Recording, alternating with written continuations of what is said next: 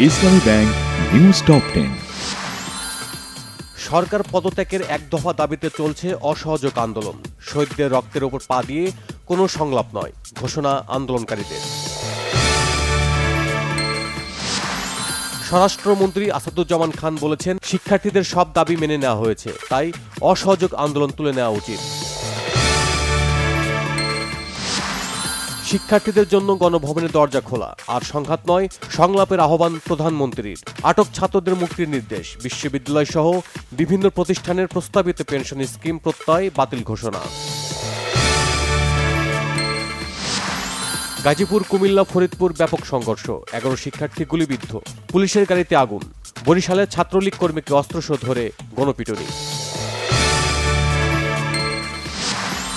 ছাত্রদের যৌক্তিক আন্দোলনে শুধু সমর্থন নয়, সব রকমের সহযোগিতা থাকবে, জানিয়েছেন বিএনপি মহাসচিব মির্জা ফখরুল ইসলাম আলমগীর।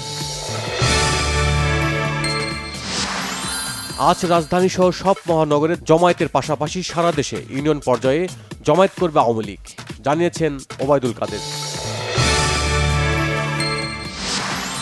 সেনাবাহিনীর প্রধান জেনারেল ওয়াকারুজ্জামান বলেছেন, জনগণের স্বার্থে এবং রাষ্ট্রের যে কোনো প্রয়োজনে বাংলাদেশ সেনাবাহিনী সবসময় জনগণের পাশে আছে এবং থাকবে।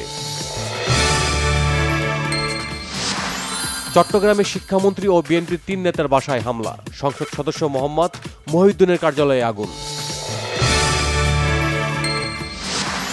বাংলাদেশের চলমান পরিস্থিতি নিয়ে আন্তর্জাতিক উদ্যোগ নিতে মার্কিন যুক্তরাষ্ট্রের পররাষ্ট্রমন্ত্রী অ্যান্টনি ব্লিংকেনের কাছে চিঠি লিখেছেন দেশটির 22 আইন প্রণেতা।